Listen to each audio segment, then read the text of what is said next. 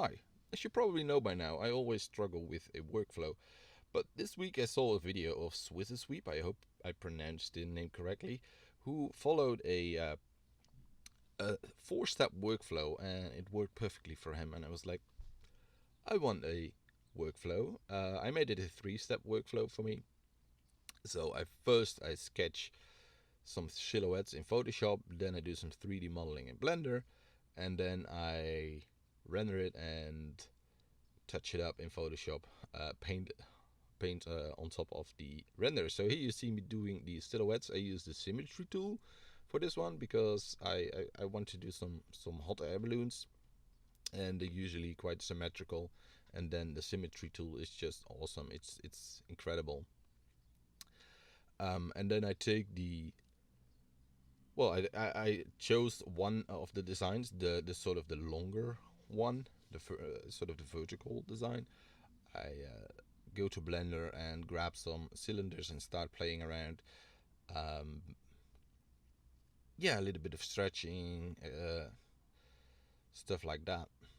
Not too complicated in terms of modeling, just some basic geometry and uh, yeah, a little bit of extruding and scaling.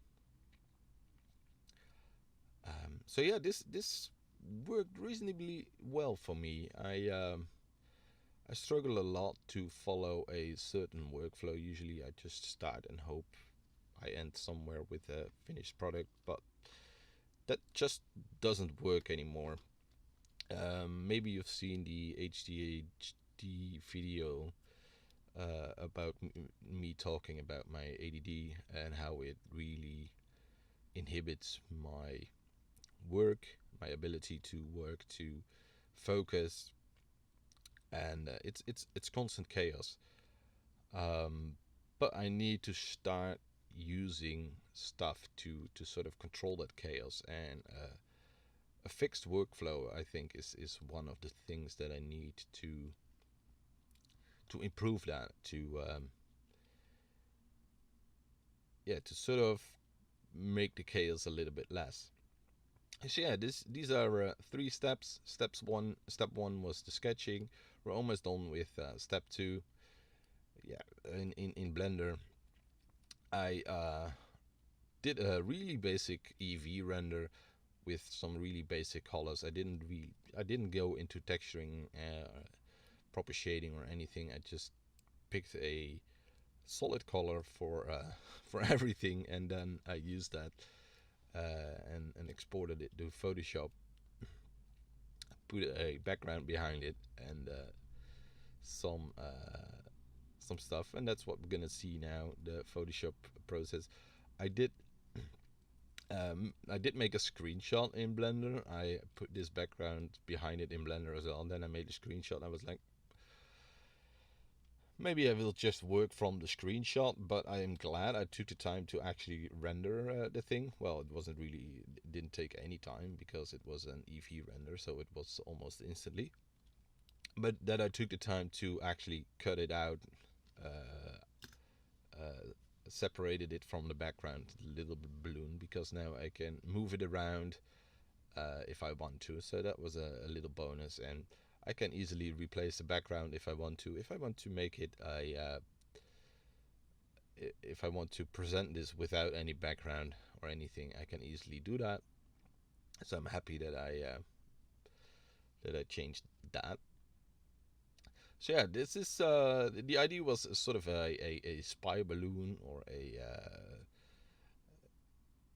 a manned spy balloon that operates in the stratosphere, maybe something like that. And I thought it would be cool if the crew could fly around on jetpacks.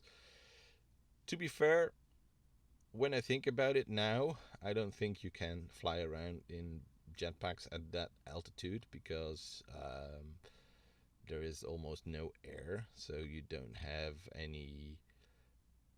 I don't know how it works, but I don't think it. I'm not sure. Maybe with propulsion it works, and you know, I don't know. It's not my job to think about that. Hopefully.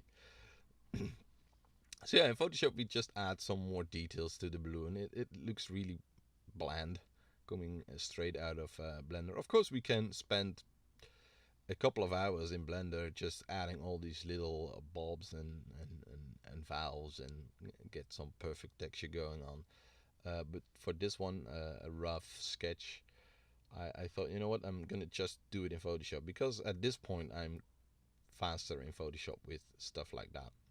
Unless I want different angles, then it's probably worth it to do these things in Blender. But for this one, a quick rough sketch, I thought, you know what, I'm just gonna do it in Photoshop. And I think overall, from the silhouette sketches plus the 3D modeling plus the stuff in Photoshop, I think it took 1.5 to 2 hours. So it was really quick. So yeah, I added some signs, some lettering, just to make it a little bit more realistic. Those things usually go on unnoticed on things like hot air balloons and even aircraft, but they're always there. And if they're not there, you just sort of miss them. But it's strange. You don't really see them, but you know they're there. So I thought, you know what, let's add them. Just some random lettering that I came up with myself. Um, so yeah, the NX099 is somewhat realistic, because all aircraft do have a number starting with N, and then the second letter, no, the second letter is the type of aircraft, and X stands for experimental. So that's sort of realistic. And yeah, I just thought, you know what, we need something on that aircraft. Anyway,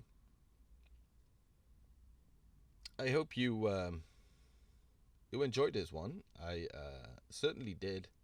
If you have any questions, feel free to ask them in the comments, and hopefully we will do some more epic stuff in the near future. Thank you for watching, and I see you in the next one. Bye.